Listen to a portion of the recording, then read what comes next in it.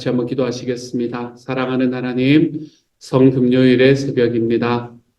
주님께서 십자가에 달리시는 날, 주님께서 겟세마네 동산에서의 기도를 마치고 군병들에게 잡혀가셔서 재판을 받으시고, 그리고 채찍 맞으시고 놀림 당하시고, 그리고 십자가를 향해 걸어가시고 그곳에서 피를 다 쏟으시며 우리 하나님 앞에 내가 목마르다 이야기하시고, 그리고 숨을 거두시는 바로 그날, 사랑하는 하나님, 그 예수님의 마음이 있었기 때문에 우리의 삶이 하나님 앞에 의롭게 될 수 있게 하여 주시니 감사를 드립니다.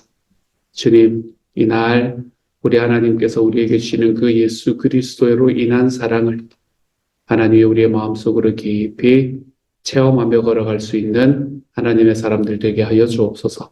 모든 말씀 우리 주님 예수님 이름으로 기도드립니다. 아멘. 하나님께서 우리에게 주시는 말씀, 오늘은 가상실현의 5번째 말씀입니다. 우리 5번째 말씀 같이 읽도록 하죠. 함께 읽습니다. 시작. 내가 목마르다. 아멘. 이 말씀이 나오는 요한복음 19장의 말씀, 19장 28절의 말씀은 우리에게 이렇게 말합니다. 그 후에 예수께서 모든 일이 이미 이루어진 줄 아시고 성경을 응하게 하려 하사 이르시되 내가 목마르다 하시니, 이렇게 말씀하십니다. 어제 새벽에 말씀드렸듯 십자가에서 예수님이 하신 말씀 중 7가지의 말씀 중에 첫 3말씀은 다른 사람을 위한 말씀이었고 뒤에 3말씀은 자기를 표현하는 말씀이었습니다. 그 중에서 5번째 말씀인 오늘의 말씀은 육체적인 갈증을 표현하신 말씀이었지요. 이는 예수님께서는 성육신하신 하나님으로서 이 땅을 살아가시면서 실제로 인간의 몸을 가지고 사셨다라는 것을 보여줍니다. 예수님께서는 진짜로 때로는 피곤해서 주무시기도 하셨고 때로는 시장에서 배고파 하시기도 하시는 분이셨습니다. 3번이나 우신 적도 있으시고 성전을 더럽히는 상인들을 내쫓으시면서는 심히 분노하기도 하셨던 분이 바로 예수님이셨습니다. 그리고 그분이 오늘 마지막 남기신 말씀 중에 하나, 오늘 우리가 읽은 말씀 속에서는 또한 심한 갈증으로 목말라 하신 것이 들어있게 됩니다. 인간의 몸은 70%가 물로 되어 있어서 그 중에서 약 2% 정도만 부족해도 심한 갈증을 느끼게 된다라고 이야기합니다. 지금 예수님께서는 그 정도의 상황에 놓여 계신 겁니다. 예수님의 몸에서 피와 물이 다 빠져나갔습니다. 그 상황에서 그분은 마침내 고통의 극한을 토해냅니다. 온 세상의 강을 만드시고 온 세상의 물을 만드신 예수님이 목마르셨다니 여러분 이해가 되십니까? 그분은 세상의 모든 바다와 강물을 만드신 분이십니다. 물을 창조하셨고 그 물을 운행하시고 그 물을 조정하시는 분이십니다. 이 땅의 모든 생수와 약수를 다 만드신 바로 그분이 지금 말씀을 통해서 내가 목마르다라고 절규하고 있는 겁니다. 예수님이 내가 목마르다라고 절규하신 이유는 과연 어디에 있을까요? 인간으로 오신 예수님은 사람의 몸을 입으셨기 때문에 지금 십자가 위에서 인간으로서 겪을 수 있는 모든 고통의 극치를 맛보고 계십니다. 예수님은 이미 잡히실 때부터 그 밤으로부터 아무것도 드시지 못했습니다. 아무것도 드시지 못한 상황에서 이리저리 밤새 끌려다니셨고요. 제자들이 도망하고 제자들에 의해서 배신당하셨습니다. 비록 이미 예견된 일이라고 하지만 여러분, 자기를 가장 믿고 자기가 가장 의지할 만한 사람이 자기를 배신하는 그 스트레스는 아마 상상을 초월했을 것입니다. 십자가를 지시기 전에도 이미 예수님은 내 마음이 심히 고민하여 죽게 되었으니 너희는 여기 머물러 깨어있으라 라고 말씀하셨습니다. 십자가를 지시기 전에도 이미 마음이 심히 고민하여 죽게 되었던 예수님께서는 실제로 그 일이 닥쳤을 때 자기에게 일어나야 된다고 이야기했던 일들이 다 일어났을 때에 얼마나 큰 스트레스와 얼마나 큰 마음 아픔을 경험을 했을지 모를 일입니다. 이처럼 큰 스트레스와 함께 주님은 채찍에 맞아서 이미 많은 피를 흘리셨습니다. 장정을 매달 정도로 무거운 십자가, 약 30km나 되는 그 십자가의 한쪽을 들고 끌고 지고 골고다까지 가셨습니다. 그 길을 다 감당할 수가 없어서 쓰러지고 결국은 예수님의 십자가를 다른 이가 지고 가야 할 정도였습니다. 십자가 위에서 받았던 희롱과 채찍, 야유와 모욕을 통해서 인간이 겪을 수 있는 최대의 심리적인 압박까지도 받으셨습니다.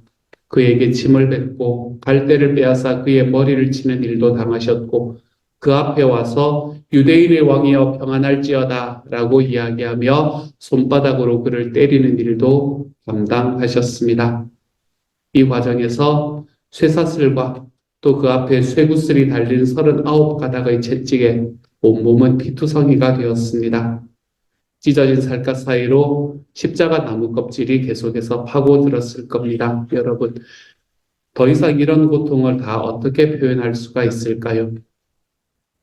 우리가 영화에서 보듯이 예수님께서는 멋들어지게 드라마틱하게 돌아가시지 않았습니다. 3세기 역사가인 유세비우스에 의하면 예수님은 십자가에서 죽으실 때 정맥이 드러나고 근육과 근골과 내장의 일부가 노출되었을 것이다 라고 이야기합니다. 당시는 많은 사람들이 태형, 사람을 때려서 죽이는 일로 죽게 되었습니다. 예수님도 죽기 직전까지 맞으셨겠지요. 의학적인 용어로는 아마 저혈당성 쇼크 상태였을 겁니다. 즉 피가 부족했다는 이야기입니다. 이 증상은 피를 많이 흘려서 심장이 더 이상 피를 퍼올리지 못하게 되어서 혈압이 저하되고 그것으로 인해 정신이 몽롱해지거나 기절하게 되는 상태를 일컫습니다. 심장에 남아있는 피의 양을 유지하기 위해 신장에 남아있는 피의 양을 유지하기 위해 소변의 생산을 중지하게 된답니다. 몸에서 액체를 요구하기 때문에 목이 대단히 마르게 되는 그런 상황을 겪게 된다고 합니다. 예수님은 이미 십자가에 달리기 전에 매우 위독한 상태였음에도 불구하고 십자가에 달리신 상태에서 다시 6시간을 견디셔야만 했습니다. 여러분, 이 고통을 어떻게 말로 표현할 수가 있을까요? 왜 예수님께서는 이런 고통을 겪어야만 했을까요? 인간은 영과 혼과 육으로 이루어진 전인적인 존재입니다. 그러므로 영과 육의 균형이 굉장히 중요합니다. 그러므로 육체적인 부분이나 영적인 부분 중 한쪽을 너무 강조하게 되면 그 밸런스가 맞지를 않습니다. 영성은 영과 육의 균형과 조화 속에서 이루어져야만 합니다. 실제로 1세기 초대 교회를 위협했던 가장 큰 이단이었던 이 영지주의라는 이단자들은 이원론에 근거해서 영만을 실제로 받아들이고 육체는 죄악시하였습니다. 그런 근거로 예수님은 실제로 육체를 입고 이 땅에 오셔서 사신 것이 아니라고 주장했습니다. 육체로 보이는 것은 관상일 뿐이라고 주장하기도 했었지요. 오직 영적인 예수님만 존재한다는 겁니다. 그러나 오늘의 말씀이 이야기하는 것처럼 예수 그리스도께서는 육체를 입고 이 땅에 오셨고 그 몸으로 우리의 죄를 위하여 십자가에 못 박혀 죽으셨습니다. 오늘 우리가 읽은 5번째 가상칠언은 그런 점을 너무나 분명하게 밝혀주고 있습니다. 사실 예수님께서 육체를 입고 이 땅에 오시지 않았으면 우리의 죄값을 지불할 수가 없었을 것입니다. 왜냐하면 우리처럼 우리와 같은 육체를 가진 분만이 우리가 지불할 죄값을 대신 갚을 수 있기 때문입니다. 우리의 대제사장이신 예수님께서는 직접 육체를 입으시고 우리의 연약함을 직접 경험하신 분이십니다.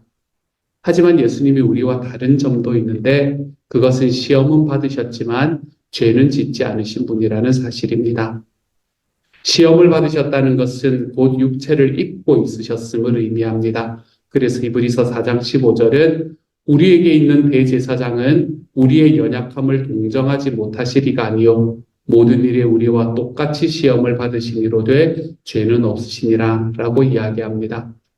이런 분위기에 우리의 죄값을 대신 지불할 수 있었습니다. 그런 예수님이 우리와 똑같은 몸을 지니고도 우리의 죄를 용서하기 위해서 십자가에 달려 있으셨던 주님께서 지금 말씀하고 계십니다. 내가 목마르다라고요. 예수님이 내가 목마르다라고 호소하신 것은 그분이 우리의 영적인 목마름을 대신 갚아주셨음을 선언하신 것이기도 합니다. 예수님께서 목말라 하신 것은 육체적인 갈증으로 인한 고통의 호소였지만 그것은 곧 우리의 영적인 목마름을 해결해 주시기 위하여 우리를 대신 겪으신 고통이기도 했던 것이지요. 우리가 손으로 지은 죄 때문에 짓는 죄 때문에 예수님의 손에 못이 박히셨습니다. 우리가 머리로 짓는 죄 때문에 예수님은 가시관을 쓰셨지요. 그 주님께서는 우리의 목마름을 해결하기 위해 당신께서 친히 목마름을 겪고 계시는 겁니다. 사랑하는 여러분, 우리 인생의 목마름은 예수님을 만남으로서만 해결될 수 있습니다. 모든 인간에게는 허전함이 있습니다. 아무리 채워도 채울 수 없는 공허함 같은 것 말입니다. 돈으로도 명예로도 다 채울 수 없는 목마름이 우리에게는 모든 인간들에게는 존재합니다. 이것을 우리는 영적 기갈이라고 이야기합니다. 이와 같은 영적인 갈증에 걸린 인생은 그것을 세속적으로 계속해서 채우려고 합니다. 하지만 우리의 일생에 그것을 온전히 채울 수가 없습니다. 영적인 갈증이기 때문에 다른 무엇으로는 만족할 수가 없기 때문입니다. 우리의 삶에 있는 영적인 갈증, 이 세상 그 어떤 것으로도 채울 수 없는 목마름, 이것을 예수님을 만나면 해결된다라고 오늘의 말씀은 이야기합니다.